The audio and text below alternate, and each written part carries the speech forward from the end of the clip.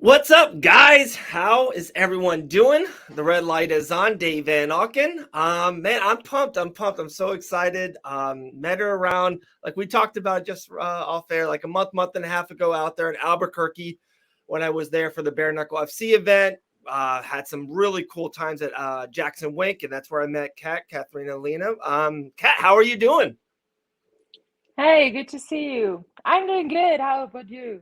Doing good, doing good. Very busy. It's awesome. Great. I don't know if you remember this, and I was kind of just looking some stuff up on you, so I was just kind of doing some research and all. But like when I started watching mixed martial arts and started, especially for like the UFC and stuff of that nature, like there was like a pay per view once a month or once every even 2 or 3 months, and like the news and like the rumors and fight announcements were like far and few between. But like even a day like today, freaking Kevin Holland, I thought he was retired. Him versus Wonder Boy main event in Orlando. Like that's my city. I'm Daytona Beach guy, so I'll definitely be out Mm-hmm. there December 3rd. So like to get that news, and then there's just every day there's something every day. And then even like this weekend there's no UFC, but my girl Elle Wagman's fighting for FAC on live on UFC Fight Pass. So it's like every weekend, it's never a break. It's crazy. It's a wild.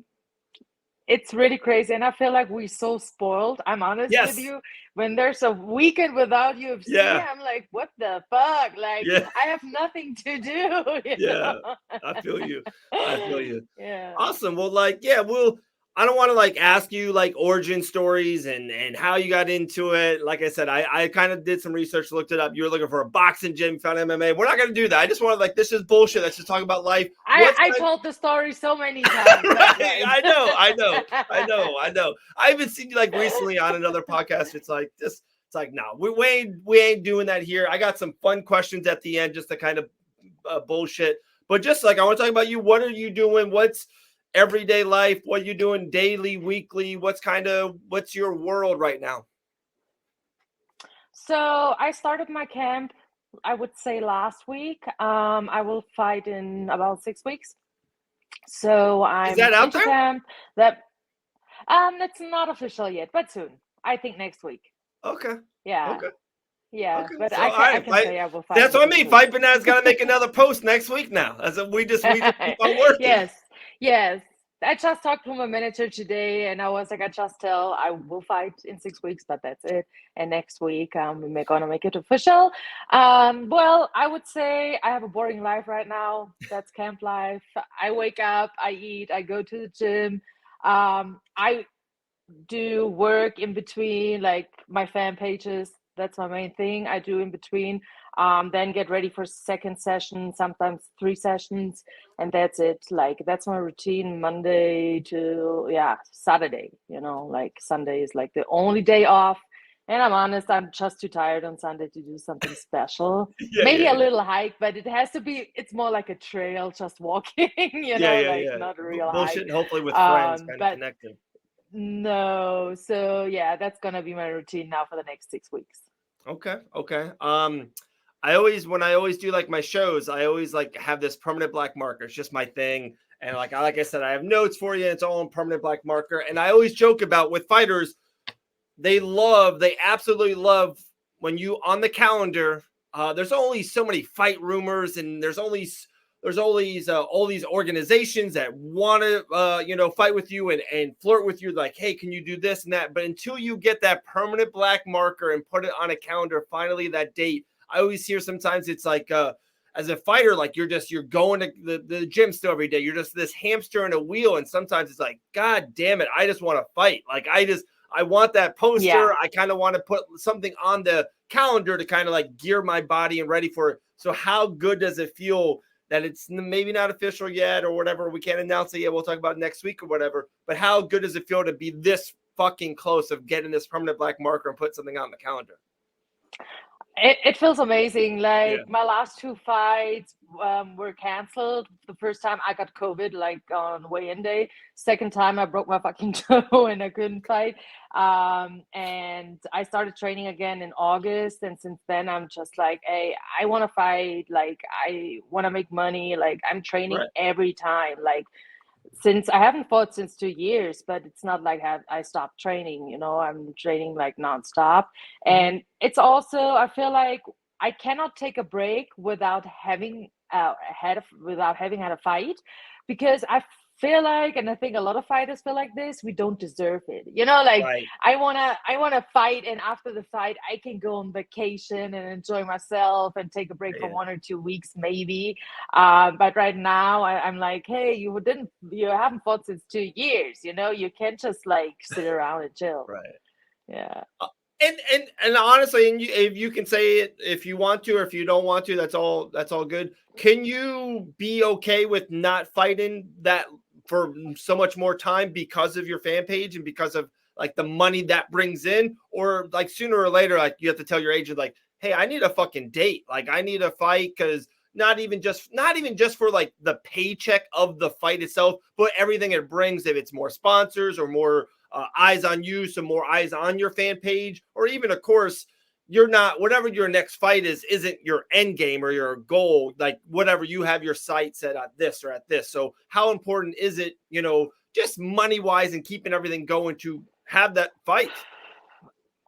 Um, let's say I'm always saying more money is better. Yeah, yeah, yeah, I yeah, can yeah, like, yeah, money doesn't make you happy, but it doesn't make you sad either. yeah, yeah, So I of course I survive. I can survive. I can pay all my bills. I can have like a good life, and I could like have a normal life if I would stop fighting. But like just love fighting, and of course I know when I fight I will get like more followers on my fan pages, the sponsorship money, like it yeah. will grow after each fight. Very cool. So if everything goes good, so 6 weeks, that's kind of uh yeah, mid-November or late November, maybe before Thanksgiving, somewhere in that range.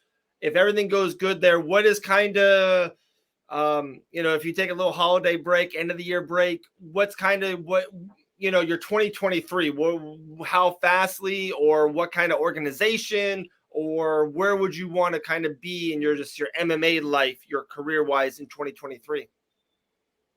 So I want to end the year with a win, of course, Yeah. and I will enjoy myself Christmas in Germany because I want to visit Okay. my family. Yeah, Okay. everyone's over there. So I mean, if I would get a bike fight booked in January, okay, then I would say I have to come afterwards. But till then, I plan to go to Germany and then hopefully sign with a big promotion next year. Um, PFL gonna make 145. I would be down to fight 145, and they just signed Aston Ladd. Also, I've seen almost none of the 135ers in the UFC can make weight anymore. Like there's so many girls. Unfortunately, they should fight in 145, and now they're making all these catch weight fights. And I Right. think they should not get ranked when they can't make weight. Right. Right. And it happens now almost every weekend. They miss weight or they do catch weight. And the 135 division in the UFC, they almost have no girls. Right. Right. Right. It's like it's Um, not like flyweight or strawweight. yeah, it's crazy. And flyweight is just stacked. The strawweight, we just Mackenzie Mm-hmm. Dern and just the main event past weekend. Really cool fight. Did you watch that? That's actually one of my notes. Are you, when with you being in it and being so close to that pinnacle, do you watch every fucking thing? Do you just watch the UFC? Do you just watch Invicta, or are you just like somebody? There's just a lot of people that I know, especially in it, like they want fucking everything. Like they are YouTubing fights, they're watching old fights, they're watching new fights every Saturday night. They're in it. Are you kind of one of those, or are you kind of in and out? So what I can say is I watch every single UFC event Okay, for sure, and I will watch Contender Series also every love Tuesday. Contender, love it. I watched, yeah, me too. Love it. There and the fights are so good. So good, I so watch good. the Invicta cards, and sometimes Bellator depends on who's fighting, Right, and PFL. I like to watch PFL because love I feel PFL. like the level in PFL is so high. Yeah, So yeah, these are yeah. the promotions I like to watch. And I've worked now with all the organizations, when I was just out there for Albuquerque for bare knuckle, and no offense to any other organization, PFL has treated Fight Bananas and myself the best. They are so good. They take care of media members. They kind of make you feel at home. They take care of you. They set up things. And then I'm not going to lie to you, the night of the show, right? So like everyone thinks this is like some funny shit. So an MMA event is like 7 hours nowadays. It's a long show from the first prelim to the end of the fight. And then also for media people, like you have to get there like an hour, hour and a half before the show, kind of get set up. And then after the show, like when the show ends, when the fights end, that's kind of like the most work we do because we got to do like a post-fight press conference and then get content out there. It's a long day. I'm just going to throw that out there. So like other organizations, you go, it's like this 8-10 hour thing. And the first couple of times I went, I was starving, Kat, like so hungry. There's no food, so fucking hungry. So then I started getting smart and like would bring a Snickers bar or bring whatever. PFL now, let me tell you this, the PFL will have this spread. They'll have like salads, they'll have like appies, and then all of a sudden they have like main course stuff, and then they come in around like the co-main event, they come in with like the desserts with the sweets, and it's like, damn, PFL. So they take care of people. They do good stuff. Yeah, that's good to hear. That's good to hear for sure. When you mentioned Aspen Ladd, like, are you hearing different stuff? Because let me tell you what I'm hearing, and then I would love if you're hearing something different. That'd be great info. So when they signed Aspen Ladd, like everyone just automatically thinks they're setting up 145, right? Featherweight.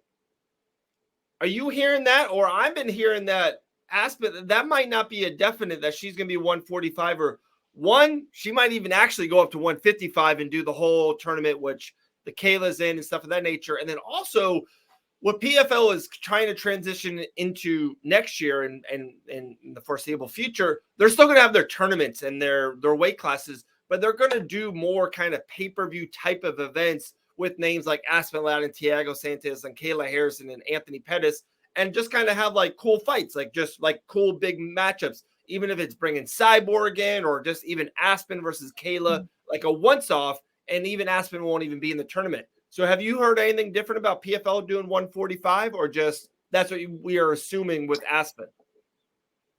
I kind of assume it, and I've heard a few girls too. They were like, oh, they're gonna open up, I think, a few weight classes more for females, because at the end, if we're honest, there's almost no one real 155er. They're all 145ers. All of them almost. Exactly. You have barely 145ers, and like almost all the girls now at 155. They fought 135 before, and like jumping up 2 weight classes, it's too much. It's too much. So I hope that they're gonna open up a few more weight classes for sure. Yeah, they should. And I think Aspen, they should. And I mean, Aspen Ladd, of course, she's like a high-level fighter. She got skills, right? But jumping up like to 155, I think she won't do good. It's too much. I totally agree with you. I really agree, especially like the top 2, 3, 4 girls there at 155. Yes. Like Aspen would be in trouble. Like, yes. I think so too. I mean, you've seen Sarah Kaufman, for example. She has so much experience. Yeah. She's very skilled. But it was hard for her to fight in 155 because these girls were huge, right. And she's like small. She's a short girl for that weight class. Invicta FC was just this past weekend. Like I said, the Mackenzie Dern non-fight was last weekend. We're talking about PFL and that weight classes. Is there, and it doesn't even have to be a female. Of course, it can even be a guy, like I said, just any fights you watching. Are there a couple fighters that you're kind of watching lately over the last 6 months, maybe a year? You're like, damn, him or her, she's good. She like underrated or like almost on the rise. Like, holy shit, like this girl in a year, this girl in 4 months is going to be a champion or a contender. Is there someone like that you've been watching, keeping your eyes on? So I can remember that from the first fight on, and that's more than no, it's not. It's like 3 months ago. Talita Santos, who fought oh my gosh, she's so good. So good. Yeah, when I saw her first fight in the UFC, I'm like, wow, she's gonna be like the next contender. And in my opinion, you can like give the fight either way. You know, like she won the was fight. winning. I watched it now Yeah. 2-3 times, and this is what I do. And we've had so many podcasts on. And the best part is, so one of my best friends who we do a show together, Jillian the Savage Robertson, she fought Santos. And of course, she was super into that fight when Santos fought Valentina. So we watched, we talked about that multiple times. Like, Santos won that fight. If that fight was on a one-off and Shevchenko wasn't this long reigning champion, and she deserves that because she is maybe one of the greatest, if not the greatest female fighter maybe ever, right? Yeah. But in that one night, Santos was the better fighter that night. She won that fight. Yeah, I think so. I really do believe I it. think so too. Wow, that's a good one. So yeah, definitely. And I like Sean O'Malley, to be honest. Like, and I hope and I think he can beat Petr Yan. Woo! Let's talk. Yeah. Let's talk. Yeah. Okay, so I really do think he can. He definitely can. And I think I like O'Malley more than other people, especially people in the media. I think a lot of media members, I think they get so like uptight, or they get so scared when like other mixed martial artists just do it another way. Like Sean O'Malley is his own cat. Like, he does his own thing, his own style, his hair, whatever. And I think some people don't, they just can't deal with it. But on the other hand, just fighting wise, I love how Petr Yan fights. I love how he fights. His striking is so technical and so good. His boxing is so slick. I actually think, like, in a weird way, Jan's like underrated. I think Sterling's a really bad matchup for him. And other than Sterling, like, Jan has looked unbeatable in the UFC. So I don't know. I like Jan in that fight. Yeah, I'm a Jan hater. He's really good. And like you said, I think Sterling is a bad matchup for him because he didn't look like himself the last fight. Right. But I think like most of the people don't think that much about Sean because he hasn't faced too many good opponents yet, not like ranked opponents. But also I think his mind is so strong and he really wants it bad. Yeah. And it's not always that the most skilled fighter wins the fight. Right. Like it's the one who wants it most. I agree. And yeah, he gets a lot of hate for what he's doing, but I mean, I think he makes more money than a few UFC champs. So he's doing everything right. He's just like smart. He's a businessman. Right. Right. I totally agree. I kind of want to go back on one thing you said. And I say this all the time. I love that you just said that. At the end of the day, and like, of course, you want to be technical and you want to gain skills and you want to learn submission, opportunities, and you want your cardio up. I get all that. All that's so true. But at the end of the day, I say this all the time. Like, you lock yourself in a fucking cage with the same body type and usually the same weight. There could be a couple pounds off with gaining weight, whatever it is. At the end of the day, it's like two people in a cage, and like, whoever wants that shit more wins. Like, whoever has that dog mentality or whoever's in that right mindset in that day, night, or fight camp, like, wins. And that's why sometimes you see people like George St. Pierre and what he did and like his mindset, even still now to this day, he's literally more in fit than 90% of the roster. And he's an older guy. He's been out of the game for 10 years, 12 years. It's crazy how much just like that dog, or like if O'Malley like wants that win more than Peter that night, you never know. That'd be crazy. The same night, you have Makhachev or Charles Oliveira. I love Oliveira. Yes, me too. His whole story and win, lose. Love it. And he seems such a nice person and good. Just good people, and also he's so skilled. It's crazy, it's just insane. And I'm like shocked he's the underdog for that fight. Me too. I agree. Okay, we gotta start disagreeing a little bit. I agree with you too much. We gotta start yelling at each other. Oliver, like, his story is so good. Like, everyone thinks because like what Habib did, like with going 29-0, like that's unheard of in mixed martial arts, and like now what Chimaev is doing, kind of a thing. And like sometimes that's one thing I love. Boxing is great and all, but sometimes like you have to go undefeated for so long. You got to be 22-0 before you get a big mega fight or big money thing. And I love that in the UFC, like Nate Diaz and Jorge Masvidal, and now even Conor McGregor. These guys lose fights. Like, that's just the honest truth. Like with Gamebred and Nate, they lose fights, but it's okay. They are real and they're raw and they who they are, and then you're going to get the best of them inside that octagon. And like, there's something that I love about that it's okay to lose a mixed martial arts contest. You can still be the biggest star or make the most money. And I love that Oliveira had like such a bad run, and now he's on this great run, and he's the best in the world right now. Best. So I love it. I love it. All right. One more question, and I got 5 fun questions for you. You ready? Oh, did you, Kat, you freeze? Oh. You hear me again? I hear you. Okay. You good? Yeah, I don't know what happened. Okay. Oh, good. All right. So you mentioned your fan page earlier. What's the best part of the fan page and your work, and what's the part you like the least about it? So the best part is for sure that I can pick my own schedule.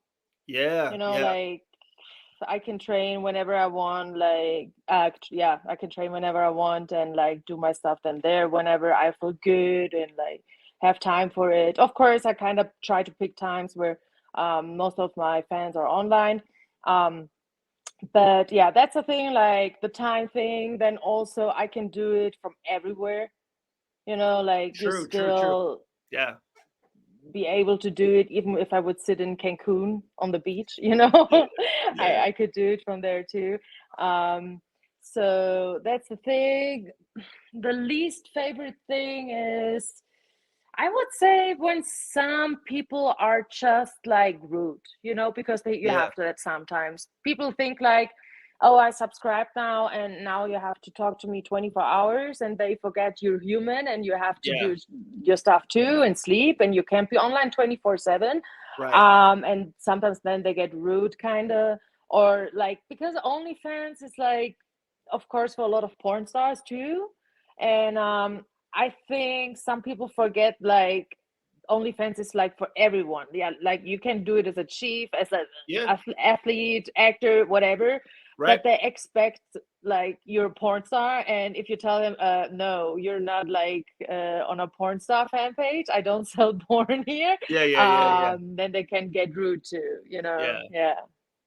Like the thing you kind of hit on that I want to like double down or expand on is like, people don't realize how much time it takes to like just create content and send stuff out, right? Like with us, with Fight Bananas, we have so many. It's awesome sometimes when we have multiple people doing it about getting pictures and captions and hashtags and posting it on our socials, if it's Facebook or Instagram or whatever. And like with me doing podcasts, it's like, it's so damn time consuming. Like people don't understand like how much time and effort it is to talk to the people online or make a picture or whatever it is. It's wild. Wow.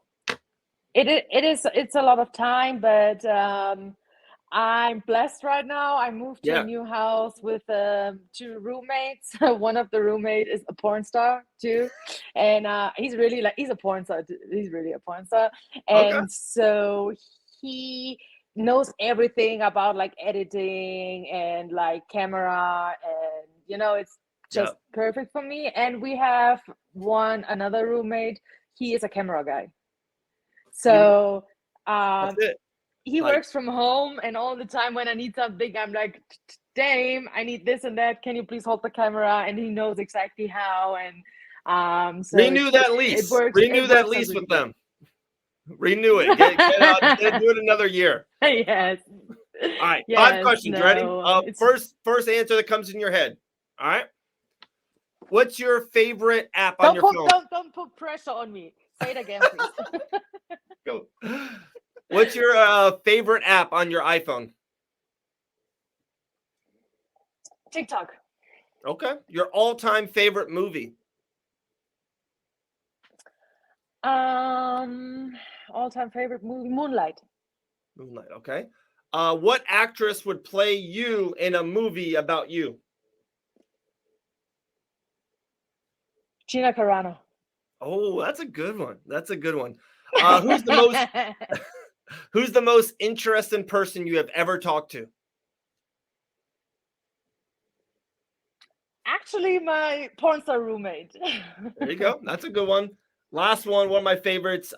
You go to dinner, you have unlimited money, you have 2 hours. You have to pick 2 people, dead or alive. Who do you go to dinner with? My mom and my dad. There you go. Easy enough, right? Love it. Yes. Love it. Kat, man, that was awesome. I loved it. I absolutely loved it. We've been trying to do this for a Me little too. bit. Thank you. It was so great to That's meet true. you out there in Albuquerque 6 weeks ago. I cannot wait. Yeah, when you can talk about that fight news or release it, let us know. We'll make a post for you and we'll kind of push and promote. Yes. And it's awesome. I can't wait to just keep on talking to you more and see what happens next. Thank you. I will let you know as soon as possible. Absolutely. Anything you want to push, promote, socials, anything like that? Thank you. Awesome. Have a good night. I'll talk to you soon, Kat. You too. Bye-bye.